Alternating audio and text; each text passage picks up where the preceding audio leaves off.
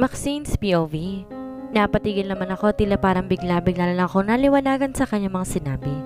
Lalo nang ibahagi ni Pancho sa akin ang kalagayan ng kanyang ama. And how's your father?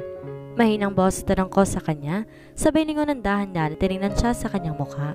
Seryoso ang mukha niya habang nakatingin sa akin. His dad. Inintay lang ng father ko ang aking pagdating sa Canada. Then after an hour, binawian na rin siya ng buhay. Wika pa niya habang malungkot at tinignan ang kanyang relo na siya regalo pa ng father niya noong nakarang kaarawan niya.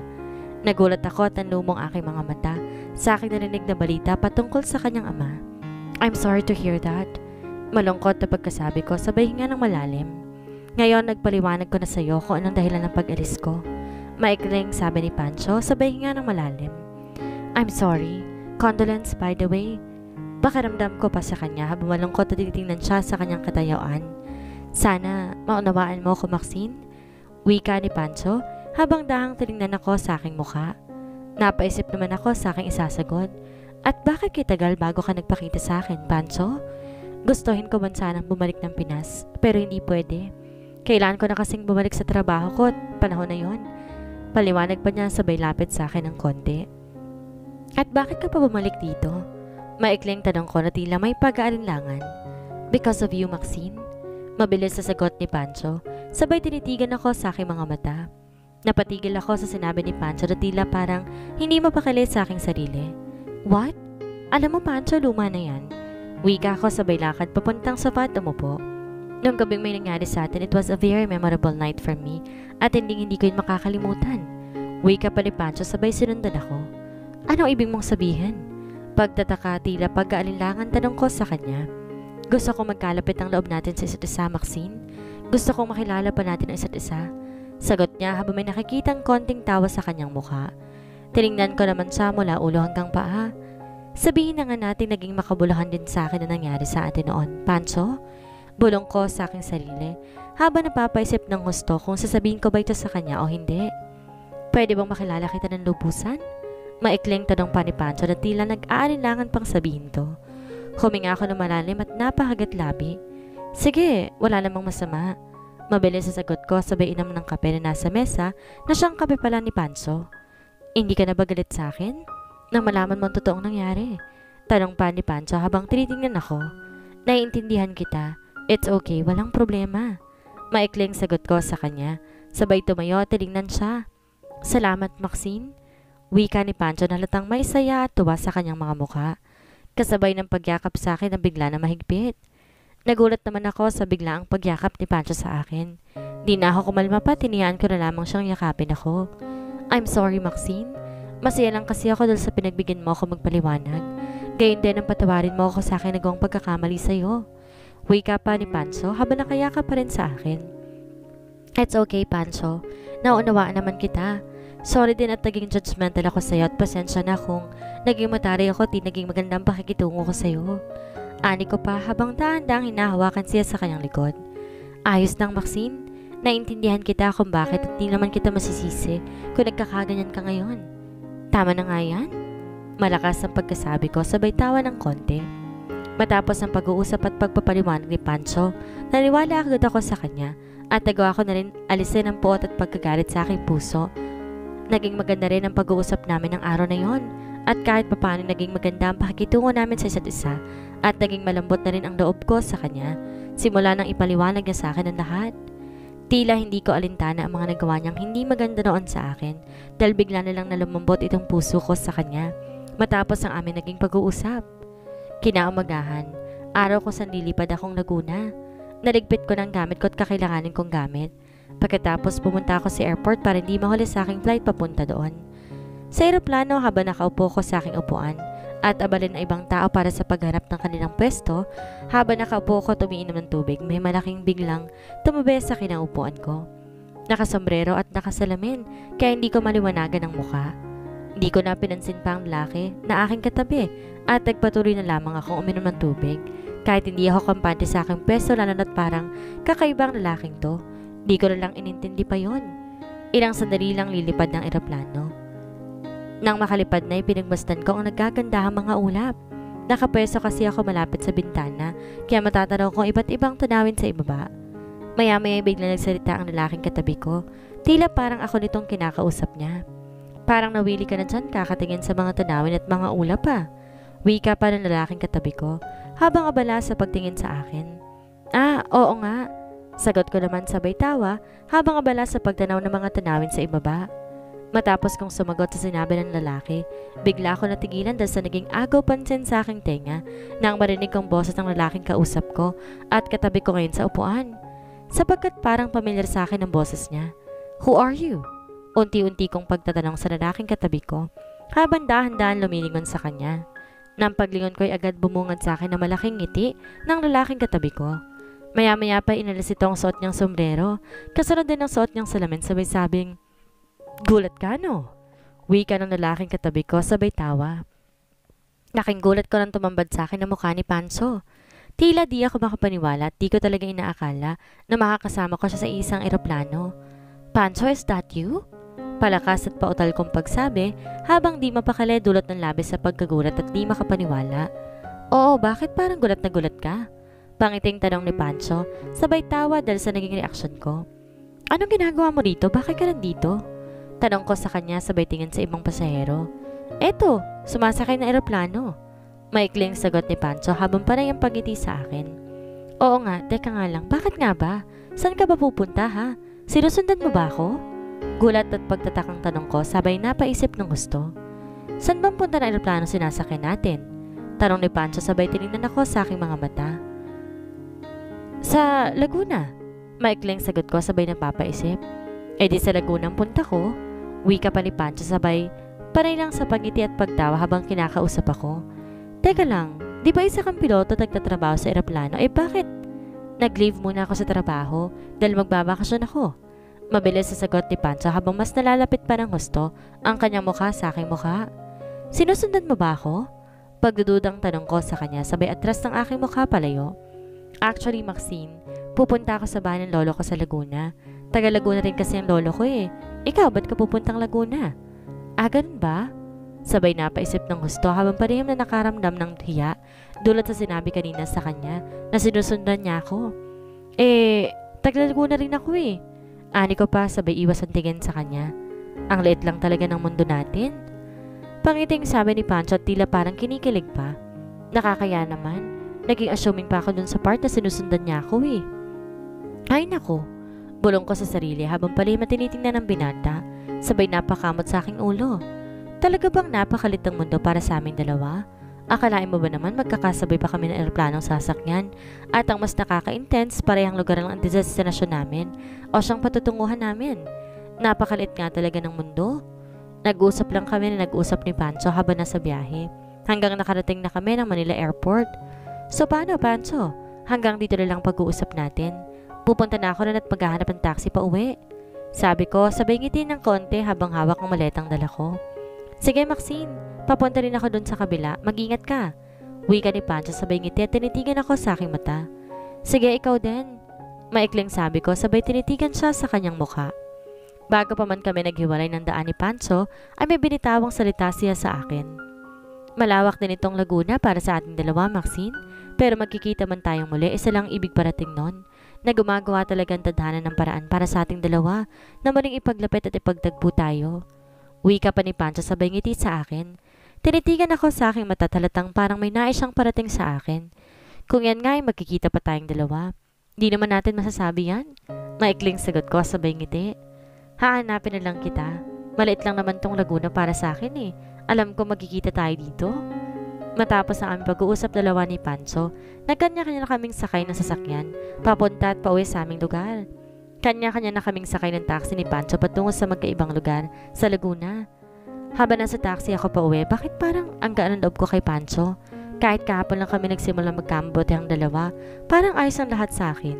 Parang walang may nangyaring galit, puot at tampuhan dito sa puso ko. Sabay napapaisip ako. Bakit kaya? Ang dali ko namang magpatawad? Bulong ko sa aking sarili habang abala sa pagtanaw sa madadaanan kong hagdan. Sa taxi pa lamang, habang pauwi rin si Pancho papunta ng lugar, ay bigla-bigla na lang din siyang napapangiti. Parang ang bilis ni Maxine magpatawad. Parang ayos na agad sa kanyang lahat. Kahit papaano hindi pa rin siya nag-iba. Kahit na hindi ko naman siya lubusang kilala, alam kong mabuting tao si Maxine. Bulong pa ni Pancho sa kanyang sarili sabay napatingin sa bintana ng sasakyan at ngumiti ng kaunti. 3:00 na ng hapon na makarating ako sa bahay namin. Tumambad agad sa akin na napakagandang tanawin na aking tinubuan mula sa aking kabataan. Sariwang hangin at malayo sa polusyon. Pagpasok ko ng bahay, tahimik to. Tila nagtaka pa ako dahil wala man lang akong ingay na narinig at wala akong may narinig na kahit pag-uusap ni na mommy at daddy. San kaya ang mga tao rito? Bakit ang tahimik? Paano ko nito masasurprise si na mommy at daddy kung wala sila dito? Habang kausap ko ang aking sarili na siyang abala sa paghahanap sa kanila sa bawat sulok ng aming bahay. Sa katunayan, bala ko talagang surpresahin ang mom and dad ko. Kaya hindi ko na nagawang ipagbigay alam sa kanila ang tungkol sa aking pagdating ngayong araw. Ngunit walang tao at tahimik lang ang bahay namin. Nakapagtataka lang at di naman nakakandado ang pintuan at ang gate pero walang tao sa loob. Hay, paano ko sila masusurpresa? Parang ako pa yata na sorpresa ng pagdating ko walang tao. Bulong ko pa sa aking sarili habang abala sa pagtingin sa bahay. Ilang saglit lang may narinig akong may pumutok na kung anong bagay sa likod ng bahay namin. Kung kaya't agad akong pumunta ron para alamin kung anong bagay ang pumutok. Paglabas ko ng bahay ko saan ko narinig ang bagay na yung laking gulat ko na surpresahin ako ng dad at mom ko. Imbes ako ang dapat na masurpresa sa kanilang dalawa, ako pa itong sinurpresa nila. May bitbit na balon ang mom ko habang ang dad ko naman may hawak na karato lang may nakasulat na "Welcome home, Maxine." At may mesa pa sa likod nila na may nakahanda ng pagkain. Talaga namang pinaghandaan ng mga magulang ko ang aking pagdating na sa katunayan wala naman silang natatanggap sa aking balitang darating ako ngayong araw. Ang mommy na net ko pala at daddy Tony ko. Dahil sa surprise ang ginawa nila, sobrang saya tuwang aking nadarama at magkahalong emosyon. Oh my God, mom, dad, hindi ko tina-expect ha. Talagang ako pang sinurpresa ninyo. Malakas kong pagsabi habang malaking saya tuwang makikita sa aking mukha. Sabay nilakap ko silang dalawa na mahigpit. Nagulat ka ba ang anak? Alam mo daddy mo may pakananan lahat ng to para sa'yo. Wika ni mommy. Surprise, anak namin maganda at masipag. Palakas sa sambet ni daddy habang may malaki ring ngiti sa kanyang mukhang makikita. Kayo talaga oh. Alam niyo ba nagtaka ako kanina dahil walang tao sa loob? Nilibot ko ang loob ng bahay pero wala kayo.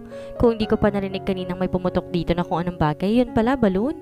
Di ko pa talaga malalaman. Kayo talaga oh. Ani ko pa sabay tawa ng malakas. Naku, pasensya ka na anak. Gusto lang kasi namin surprisahin ng daddy mo eh. Sambit pa ni mommy sabay hinawakan ng aking mga kamay. Oo nga naman anak. Matagal din kayang nawali ang anak namin sa amin kaya dapat lang na masurpresa ka pagdating mo rito. Wika pa ni daddy sabay tingin kay mommy. Alam niyo ba mom, dad, dapat kayong sasurprisahin ko ngayon pero ako pa pala itong nasurpresa. Bakit ba parang timing naman yata ang paghanda niyo nito? Subalit di ko naman pinaalam sa inyong darating ako ngayong araw. Pagtatakang tanong ko pa sa kanila, sabay tingin sa lamesa na marami nakandang pagkain. Hay nako anak, kahit na minsan lang kita nakakauwi rito, tinatandaan talaga namin ng mamo ang bawat araw na pag-uwi mo rito at oras ng pagdating mo kaya hindi ka nabago sa amin ng mommy mo yan. Alam naman naming darating at darating ka ngayong araw, di nga kami nagkamali ng mommy mo. Wika pa ni daddy sabay napatawa ng malakas. Sinadya ko nga na hindi ko ipagbigay sa alam sa inyo ang tungkol sa pag-uwi ko. Nang sa ganun masurpresa kayo. Payakap nga ulit sa inyong dalawa, miss na miss ko na kayo eh. Ani ko pa sabay tawa ulit, saka niyakap sila ulit na mahigpit. Matapos sa aming pag-uusap tatlo at pagyakapan, nagsalo-salo kami sa mga pagkain na kanda sa lamesa. Ilang araw na lang sasapit na ang Pasko. Abalang lahat sa paghanda, gayon din kami ng pamilya ko. Kinabukasan pagising ko agad sumagi sa aking isipan na bisitahin na tignan ng aking motorbike sa garahe kung ito'y maayos pa ba o baka napabayaan na dahil sa tagal ng panahon bago ko muling nakabalik dito. Pagpunta kong garahe, agaw pansin sa akin isang napakaganda at bagong-bagong motorbike. Tila hindi lalayo sa dating motorbike ko na bagong bili. Napaisip ako ba't may bagong motorbike dito subalit sa aking pagkakaalam hindi naman gumagamit si dad ng motorbike at ako lang tong gumagamit. Pagpunta ko na sulok para hanapin ang aking motorbike, nagulat ako at nagtaka kung ba't wala na rito. Tila nandito ako ng mga oras na yon hanggang sa naisipan ko. Tingnan ulit ng mabuti ang bagong motorbike na nakaparada sa garahe. Doon ko nga napagtanto na ang motorbike na ito ay siya ring motorbike ko noon. Tila namangha at napabilib ako sa bagong anyo at disenyo ng aking motorbike. Talagang ang laki ng pinagbago at ang nakaka-intense, mas naging maganda at astig ito kaysa dati. Ang galing talagang mag-alaga ng daddy ko. Pin-upgrade pa talaga tong motorbike ko. Pangiting sabi ko sa aking sarili habang masayang pinagmamasan ang bagong mukha ng aking motorbike. Ilang saglit pa, naisipan kong mag-ride, lalo na't kay tagal ko tong hinintay na muling makapag-ride. Sa katunayan, mahilig talaga ako mag-ride at kung nandito nga ako sa lugar namin, puro ride lang inaatupag ko. Matagal din ang panahong di ko nakapag-ride kaya susulitin ko tong araw na to habang nandito pa ako sa Laguna. Kahit walang kasama, sanay din naman akong mag-isa. Halos lahat kasi ng mga kaibigan at kabarkada ko ay nasa iba't iba na ring lugar. Nagtatrabaho sa malayo, samantalang iba naman may kanya-kanya ng pamilya. Kaya paminsan-minsan na lang sa isang taon kung magkasama kami magkakabarkada. Matapos ang sandaling iyon, nagbihis ako at pagkatapos nagdesisyon ng puntahan si mom at dad para formal na makapagpaalam sa kanilang dalawa patungkol sa aking pag-ride ngayong araw. Pagdating ng hatin kung saan abala sa pagbabasa ng dyaryo at pag-inom ng kape si mommy. Hi mom, good morning! Sabay halik sa kanyang pisngi. Oh hi honey, magandang umaga din sa'yo. Tila magandang gising mo ngayong araw Magkape ka muna at samahan mo kami mamaya ng dad mo rito. Wika pa ni mom sabay ngiti sa akin. No thanks mom, di na kasi ako nasanay magkape tuwing umaga. Ani ko pa habang kumukuha ng belo sa aking gagawing pagpapaalam sa kanila tungkol sa pag-ride mamaya. Ganun ba? Bakit ka nga pala nandito? Para yatang nababasa ko na meron kang sasabihin sa amin ng dad mo? Sambet ni mama tila napapaisip ng husto. Sa katunayan po ma'am, magpapaalam po sana ako sa inyong dalawa ni dad sa aking gagawing pag-ride mamaya. Kung yun po'y ayos lang sa inyo, total matagal-tagal din naman akong di nakapag-ride, hindi po ba? Ani ko pang tila may pag-aalinlangan. Napatigil naman sa pagbasa ng dyaryo si mom. Hay nako, ikaw talagang bata ka. At sino kasamang mag-ride samantalang wala naman dito mga kaibigan at barkada mo? Wika ni mom sabay hinga ng malalim. Ako lang po, mommy. Simula pa naman una nakasanayan ko na mag-ride mag-isa. At saan naman ba yung destinasyon mo ha? Tanong niyang napapaisip. Maglilibot-libot lang naman po. Siguro doon pa rin sa lugar kung saan palagi kong pinupunta noon. Ani ko pa. O siya, mag-ingat ka ha at maghinay-hingay sa pagdadrive. Magpapasko na't delikadong panahon na. Ika na matatanda. Wika niya sabay inom ng kape. Naku, mapaniwala ka dyan. Nag-ingat naman po ako palagi, mommy, so don't worry, okay? Sabi ko pa sabay tawa. Hay nakong bata to ha. O ayan na palang daddy mo Sabay tingin kay daddy. Oh hi dad, good morning. Pangiting bati ko kay daddy. Good morning din sweetie. Saan ang punta natin? Bakit bis na bihis at bakit may dala kang helmet, aber? Tanong ni dad habang may pagtatakang makikita sa mukha. Kasi dad, mag-ride po sana ako ngayon. Maikling sagot ko habang mahina ang boss ng pagkakasabi. Napatigil naman si dad. Agad-agaran nakaupo sa upuan. Ride? Delikadong panahon ngayon. Dito ka lang sa bahay at di ka mag-ride. Ani dad at tila ayaw talaga akong payagan umalis. Daddy naman, nag-ingat ako palagi Payagan niyo na po ako para namang bata ko yan Ang tanda ko na. Wika ko sabay hawak sa kanyang kamay. Kinukumbinsi siyang payagan ako. Anak, naninigurado lang. Alam mo namang maraming riders siya na makapag-drive, wagas. Halos ako ng buong daan. Paano kung madamay ka, ha? Malakas ang boses ni dad, sabay tinitigan ako. Daddy naman, nag-iingat nga ako Sabay pagtaas ng aking kilay na halatang nababagot sa sinasabi ni dad. Honey, payagan mo na yan. Minsan na nga lang kung makauwi yan dito Sambit pa ni mommy na tila gustong payagan ako. Ini-spoil mo talaga tong anak mo. Sabi ni dad sabay tiningnan siya. Daddy talaga, papayag na nga dahil pang sinasabi. Sambit ko pa habang nagkakamot ng ulo. May magagawa pa ba ako? O sige na nga, tandaan mo lang yung tugon at binilin sa'yo lagi ha. Ang mag-ingat. Wika pa ni dad sabay kamot sa ulo dahil walang nagawa kundi payagan na lamang ako. Yes, Captain. Sabi ko sabay ngiti at tumawa. Nang payagan ako ni dad na mag-ride, dali-dali akong pumunta ng garahe para kunin ang motorbike ko at nang makaalis na.